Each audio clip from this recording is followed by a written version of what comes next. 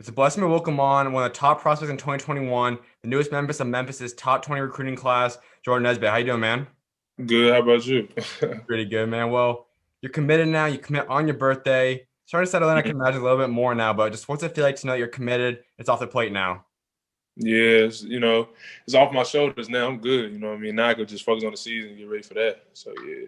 And you're able to commit on your birthday. I know that's something that some guys always look to do. It lined up perfectly for you, but was that something you always intended to do or just kind of happened to fall in place? Yeah, it just kind of happened to fall in place. I was going to wait till November, Mhm. but I was like, nah, I might as well just go ahead. I know where I want to go. Might as well go ahead and get it over with. Yeah, so my birthday came right around. I was like, might as well do it on my birthday. Let's go. Absolutely. And so you had this top three that you kind of were messing with a lot of people. The media were switching who they were projecting you to go to every day for the past week. Illinois, St. Louis. We know we're not you're going out there to Memphis, but what was this past week like? Were you truly changing your mind every day, or was that just the media trying to pick up? I don't even. What's so crazy is like I don't even know like why people was like steady saying I'm gonna go here, or go there. Because I really never like gave that much information to saying that I was going to this school or that I might go to this school. I think everybody's just was just flip flopping. But I mean, it is what it is though. But in my mind, I already knew where I was going. It was just to make sure it was the right fit, just making sure, basically. So yeah. Now there was a storyline out there about when it kind of flip flop. I believe Illinois was a school a couple months ago, and then Memphis, Coach Hardaway kind of called you on a golf course. Kind of take us to that experience and what really shifted the relationship then. Oh yeah, so when he did that, I kind of like opened me up. I was like, man, he doing this like he supposed to be golfing right now. He the golf course just talk to me, got on the Zoom. I'm like, man, if he doing that, man, I gotta trust his word. I gotta trust his word and really believe in what he's saying and believe in myself and go there and bet on myself. So that's what I'm gonna do. Make the most of it. Sure. Now, how long ago from the time you commit was that experience, and when did that kind of go down? I want to say 5 days before my birthday. It was like 5 days before, maybe. I'm not sure. I don't know. But yeah, when he did that, I was already like yeah, I think I'm gonna just go to Memphis. I was already, but I just wasn't, like I just wasn't sure. And then so I prayed on it, and then he did that, and I was just like, man, he doing that and saying that. I'm like, for sure I had to. So Illinois was, I believe, the school that was kind of the leader team for a past almost a year, I'd say. When did that really switch start happening? When did you start opening up to the Memphis idea and start leaning towards Memphis? At first I ain't gonna lie, I was leaning towards Illinois because Illinois has been recruiting me since my junior year.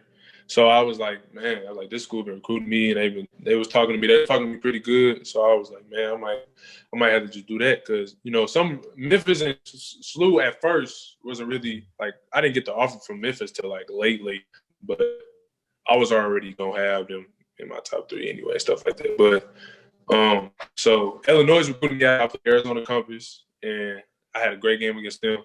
And then after that, we just had to build a great relationship and stuff like that. But then late into the summer, Memphis called me and they offered me. And then after that, it was like, man, I don't know. It just took off after that. I ain't gonna lie. So yeah, that's how I kind of went. Now, was Memphis as a school, just the Tigers, the history, what they've accomplished more appealing to you, or was Coach Hardaway being an iconic all-time Hall of Fame NBA player more appealing to you? Well, really just both. Really both. And having an iconic coach like that, like man, coaching me and he can help me on my game, big guard. A lot of people say a wing and stuff Mhm. like that, but it's really he ain't even recruiting me as a wing, he recruited me as a combo guard. So I mean, but and then just the culture they got, having a number of recruiting class and always getting in great players and stuff like that. Really see myself in that type of environment and system. So yeah. A year ago, we had all the big case with Memphis. The James Wiseman situation happened. Was that something you looked more into, or that something that kind of concerned you to any degree throughout the process? No, no, because that ain't happened to me, so I ain't worried about it. If it ain't me, it ain't got nothing to do with me. I ain't tripping. So I ain't tripping about that. And that was an incredible class. When you look at Coach Wiseman, you look at Boogie Ellis, I mean, the whole group of guys that became the number one recruiting class. Now, Yeah, 2021, them dudes different. 2020's got a pretty solid group, but now 2021, you guys are building up with a lot of big time players. What's your relationship like with Yeah, those guys?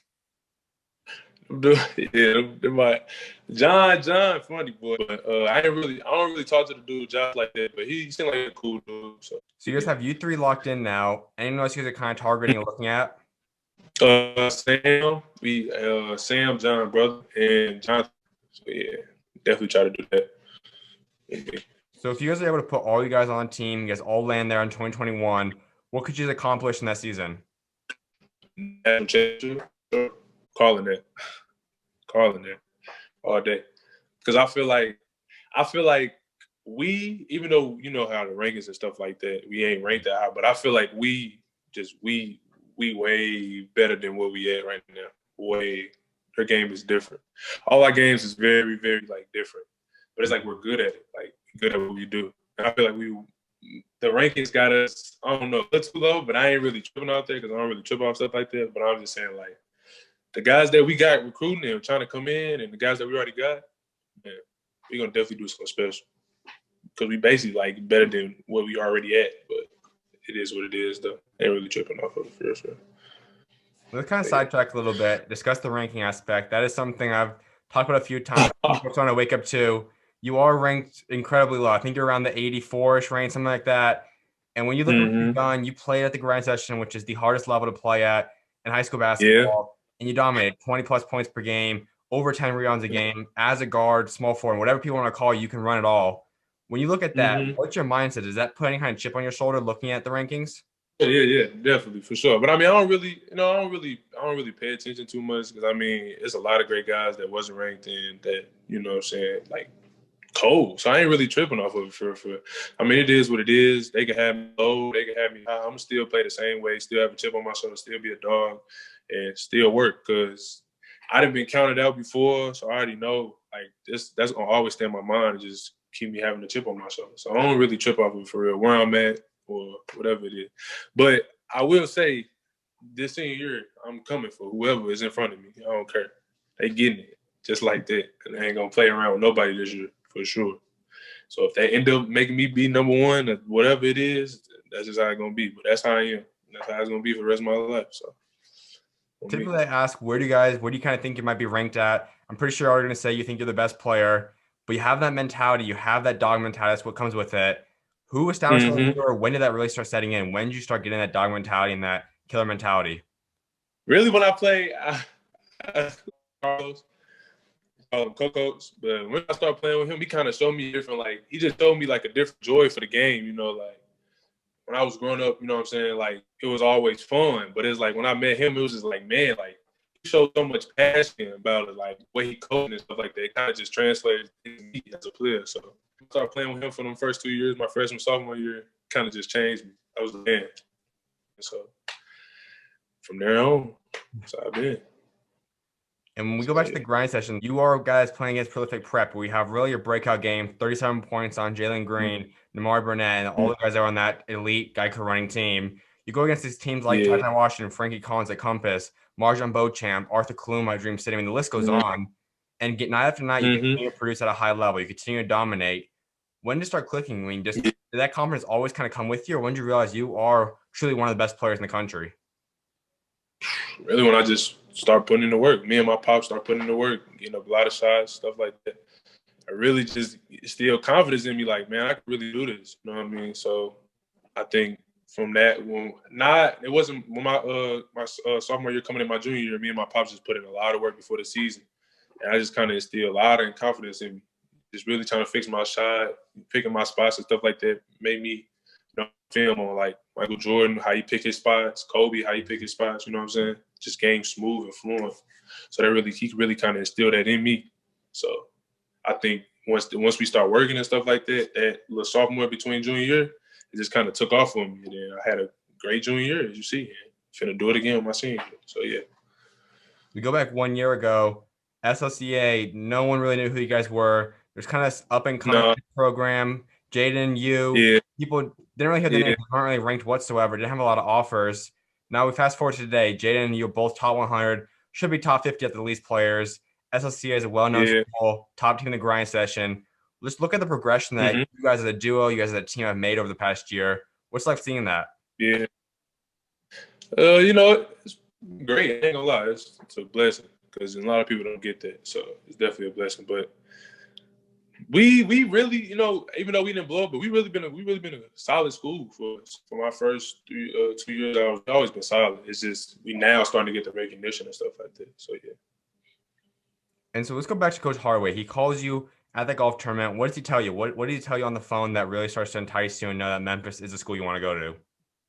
Just really, he really just telling me how he believed in me and how he seen my game differently. You know, like he wanted me to be a combo guard on the 1 and the 2 because he see the way I play, how I can make other people better and score for myself, which is how I am in high school ball. So, I mean, he's seen that, and I feel like that fit well in this system. So that kind of just overwhelmed everything. Where you got two that go hand in hand. So I mean, yeah.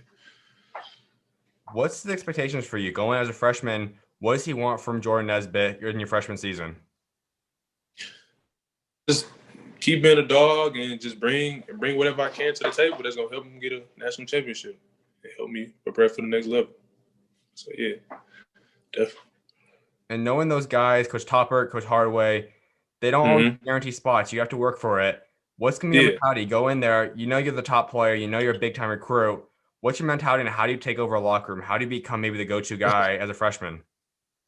I'm just come in there and just work. And I hope the guys that see that's already there seeing me work help me, you know, get to that spot that I want to be, a top dog, lead the team to a national championship. So I'm gonna get in there, work my butt off, do what I got to do. That's what I am. I'm a worker. I'm a horse. I'm a dog. That's what I do. So yeah.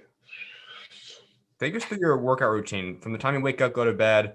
What's kind of your typical day look like?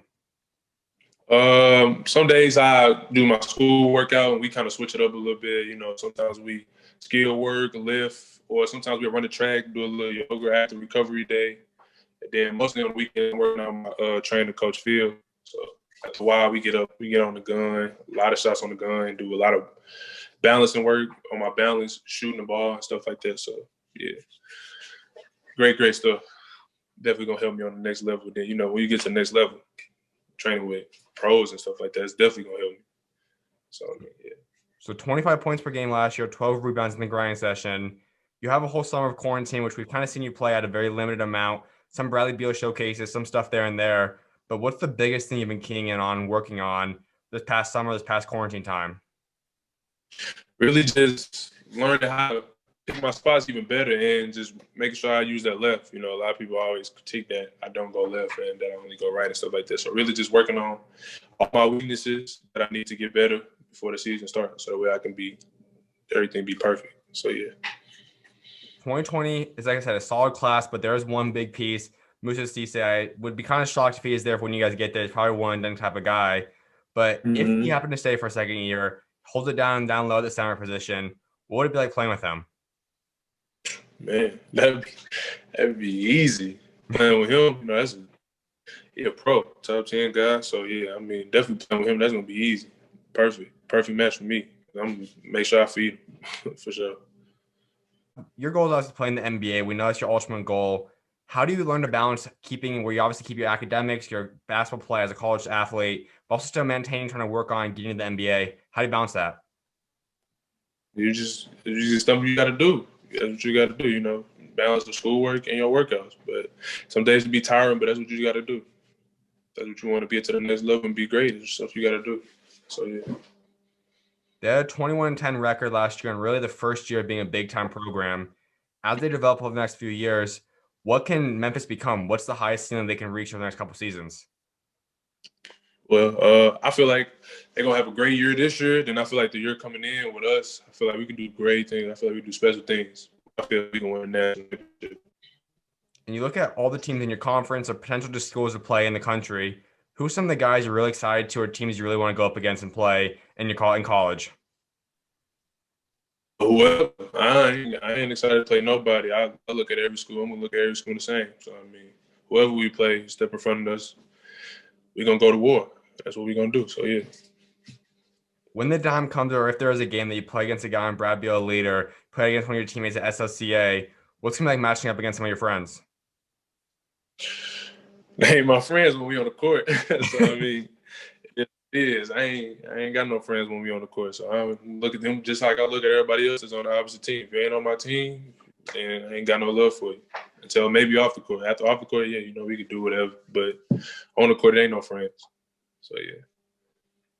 And when you look at Memphis, they're not necessarily the so-called Power Five school. They're not a high major to a degree, but they are a program that's a really big-time mid-major, almost like Gonzaga, if you want to call it that. To assert them to kind of go to this mid-major feeling, if you want to say that, what's it feel like to kind of be part of this new momentum of creating more colleges that are not just the typical Power Five blue blood schools? It's great, getting ready to be on a, culture that's building up and getting ready to take off. So why not? You know what I mean? So yeah, it's definitely great for college basketball as well too. So yeah. And growing up, I don't like asking this question until you guys are committed, but growing up, who was the dream school? Who's the school you rooted for as a kid? I never had a dream school. Never had a dream school. Never, none of that. A lot of people always ask me that though, but I never really had a dream school. Like I never was like, oh, I want to go there in Kentucky, or oh, I want to go to Duke. Like I never did that. It was just wherever I go, that's best gonna get me to the next level. That's what I want to do. It ain't about the school you go to. It's about what you do on the next level. So yeah. So it's more just you love the game of basketball, you just wanted to watch it? Yeah, it's more of just when I watch games, I just love watching it. I love the game of basketball, so I love watching it. But I never really had no, I'm rooting for them and nothing like that. Nah. No. Now, one year you're gonna be putting on a Division I jersey. You're gonna be 7 foot in front of a thousand people watching you. Hopefully, if COVID's gone, and you go back to when you were a kid watching those games. What would you tell yourself back then? Would you have believed yourself telling you would become the player you are today? That you'd become a Division I player that people will watch on TV? I mean, I never really talked to my game myself, talks and nothing like that. Like, man, I'm gonna be this and that. I just put the work in. Whatever happens. I don't really brag on myself or really do too much of that. I just hoop and just hope for the best outcome. But I always make sure there's gonna be the best outcome. So yeah. No doubt, man. So you have 1 year until you get to campus. You got the stress of recruiting. You have the stress of having coaches call you off the play. Just kind of hanging out, staying in touch with Coach Hardaway, Coach Topper, the rest of the guys. What's your biggest goals? What do you want to accomplish at SLCA? Definitely winning the Grassroots National Championship, which I feel like me and my boys will be coming different this year. So we're gonna definitely put this work in, and I feel like all my guys, they gonna see. All my guys like that, man. They gonna see. But I feel like we're gonna win the Grassroots National Championship. That's what I really want to get before I leave. Definitely got to get that. Okay. We discussed the duo, you and Jaden, a little bit earlier. He moved on now. He's going back home. The spotlight's really going to be on you and a few of the guys to step up now. Who do you kind of plan to have fill Jaden's shoes? Who else is going to see step up on the team now? My boy, all of them, for real. My boy, Miles Scarborough, he's nice. You got Omar. You got all my boys, Zay, D-Mark. We got all my boys. You're going to see them. And name's going to start ringing as soon as the season starts, for sure. Definitely can't wait. I already mentioned that you averaged 25 a game, 12 rebounds last year. You have another year of experience on you. You're a senior, you're a lead guy. What are you capable of averaging next season? I mean, I ain't really finna hoop this year just to be going out trying to score 30, 40, 50. It's really just to do whatever it takes to win. That's how I always play. I don't go for no type of stats, no points, and nothing like that. I just do whatever it takes to win. I don't care if I score 0, 2, 5. I don't care if I score 50. If we get the win, that's all that matters at the end of the day. So, yeah. Who would you say is the player that you look up to as maybe a role model, you kind of model your game after, or you even think you kind of compare yourself to that's in the NBA today or even in the past? I mean, I really don't. Like, I look at everybody's game. Like, I don't really just have a certain guy that I just look at or nothing like that. Like, I look at everybody's games from back then to now. I just watch I look at everybody's game that you see greatness. I love watching greatness, like LeBron, or watching old films of Kobe, Mike, or watching some of the NBA players that's in the NBA today, like Jimmy Butler, who I feel like my game resembles, type of him, and Donovan Mitchell type of guys. And, so, yeah. So that was my next part of that question. Who's a player you kind of compare yourself to or you think you play a lot like, kind of resemble in the NBA today? Yeah, probably. I don't really feel like the way I play and the type of game that I have really kind of resembles anybody in the NBA. I feel like it's just I play a different type of way than most players. But I mean, some people out here is Jimmy Butler and Donovan Mitchell, but them two great guys right there. So I mean, I really just feel like my game is just my own type of game. So yeah. I think the biggest thing with the Jimmy Butler comparison is your mentality once again. And that's what I want to dive a little bit deeper into. I mean, when you have the mentality, you step foot on a court, What switches? How does that flip switch, and what exactly goes through your mind when you step on a basketball court? Just to know that like you be that I've been counted out. Like with these rankings, you have like it's to know that, people looked at you as this type of number. A lot of people didn't think of you as top 10. Nobody don't think that you top 5, number 1. So it was when I go out there, I just always keep that in my head. Like that's what they think, and I'm just prove it. And whether it don't matter if they still keep me at the same spot or not, I'm just always had that type of chip on my shoulder. And that's how I am. Until this basketball stop. That's how I'm gonna be. Cause that's the only way I know how to play the game. So yeah. Growing up as a kid, playing little kid leagues or whatever, did you always have the mentality we were always trying to go push around kids as a little guy, or did that kind of start coming up as you got to the middle school, high school level? Yeah, it just kind of got as I moved on. I mean, as I kept moving up, it just came with it, really. And you play with Brad Beal Elite, and clearly that's Bradley Beal's team, another great player in the NBA, all NBA type of guy. And he had a tweet about you congratulating, talking about what Memphis is getting in you. Just to have that kind of guy in your life and kind of as a role model, what's that been like?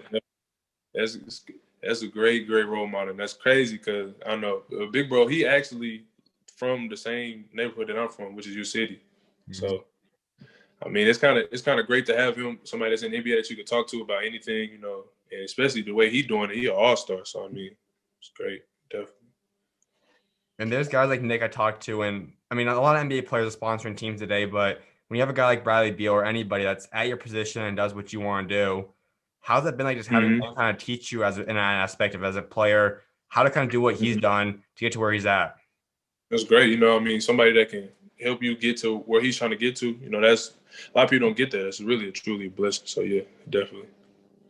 And there's not many people that actually coach at sponsored teams. I know Bradley Beal is actually on the sidelines when he can. Having him as a coach or actually on the bench with you, investing time in you, how has it kind of helped you with your game?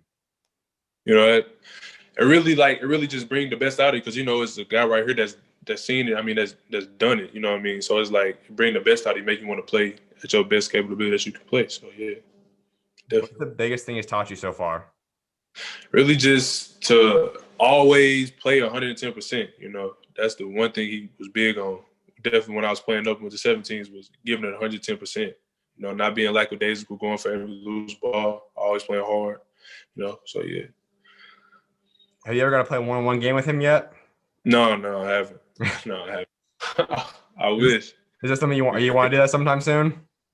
I mean, if it happened, it happened. But it'd be fun for sure. Absolutely. For sure. Well, a few more things before I let you go. One is kind of talking about building a legacy for yourself. I think that's something that all guys want to do. So when you do step away from the game someday, what do you want to remember it for? What do you want your legacy to be? Man, I mean, to be the greatest to ever do it, that's what I'm trying to be, That's what I'm working for. I ain't just working for it just to make it. But I mean, I am, but I want to be bigger than that. I want to be the best to ever do it, So that's what I'm working for. That's what I want my legacy to be, for sure. Is there anything off the court you kind of want to pursue? Is there kind of a dream that if you make it to the big time, make it to the NBA, that you want to go do in your community or somewhere in the world? Yeah, definitely. Always going to give back. Always going to try to help the youth. Definitely going to try to, what I'm saying, do whatever I can. Not just for me, but for everybody. All races, no matter what, what I'm saying, just everybody. That's how I am.